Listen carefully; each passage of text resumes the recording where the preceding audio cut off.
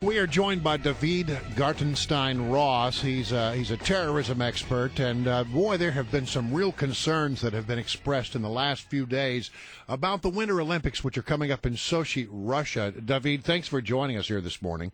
My pleasure. Good to join you. All right. So one of the things that they say that they're most concerned about right now, a lot of reporting this morning on some so-called black widows, female suicide bombers. I would imagine this is like one of the things that's most difficult to try to detect, is that one lone or maybe two or three people acting individually on their own who might want to carry suicide bombs.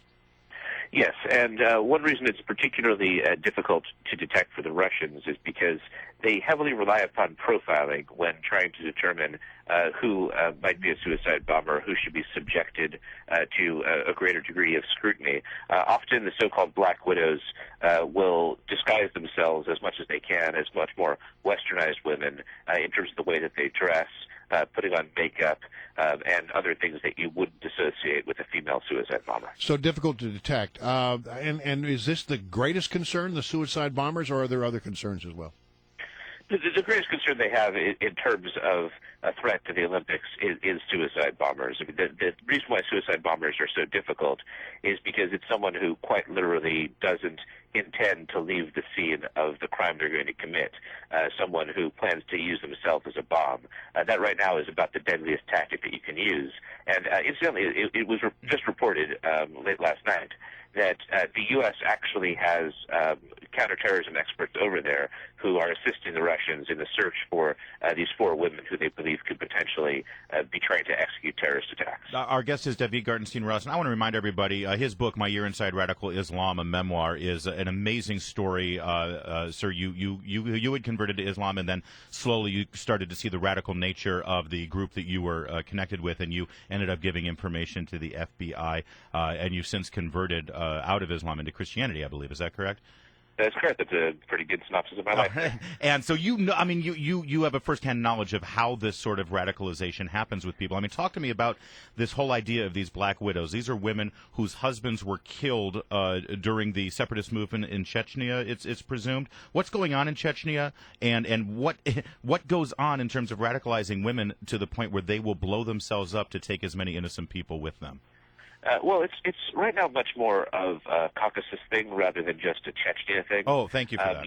You have originally, so it's kind of a complex conflict, a very complex one. You originally had basically a war of independence in Chechnya from 1994 to 96. Then a few years later, in 1999, a fairly radicalized movement, which was what's called Wahhabi in nature, the brand of Islam that Saudi Arabia has aggressively exported, ended up actually invading from Chechnya a neighboring republic, Dagestan, and that caused the Second Chechen War, in which the Russian army went into Chechnya. Originally, it was a response to both the invasion of Dagestan and also to a number of apartment bombings that struck Russia. But the Russian tactics that were employed were absolutely brutal. One of the very first things they did was completely level the city of Grozny, which is Chechnya's capital. Anyway, when we talk about radicalization, there are multiple paths in, right? Like the thing that I experienced during my time working for an extremist group in the U.S. Was their ideology was very radical. It was much more theological/political in nature.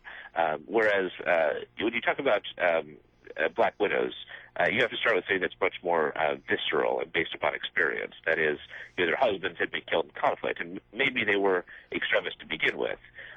But there's a tradition that's developed within this region of women whose husbands have been killed, then sacrificing themselves as suicide bombers. I think you have something that is much more visceral at play there. All right, so look, Angus King, senator, and some people who are getting, some of the top secret briefings on this have expressed concern. How concerned are you? For example, would you send your family to the Olympics? Would you be concerned if you had an athlete that was participating?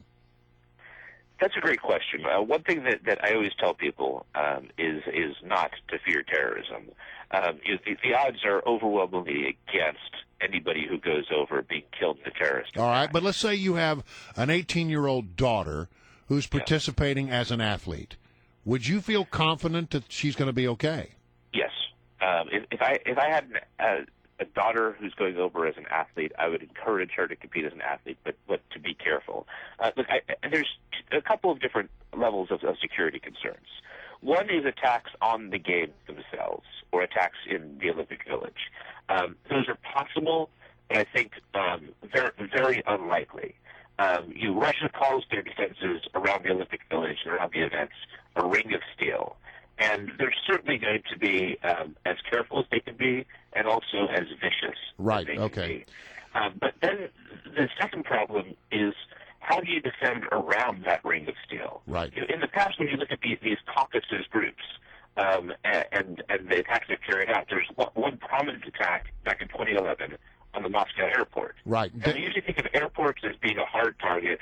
There's so many security checkpoints. Well, in this case, in 2011, the suicide bombing was carried out right outside the checkpoint, where the crowd was waiting. We're going to have to, David, we're out of time, but we're going to have to leave it right there. But we're going to probably tap back into your expertise in the days ahead, if you don't mind.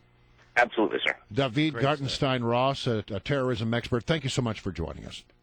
My pleasure.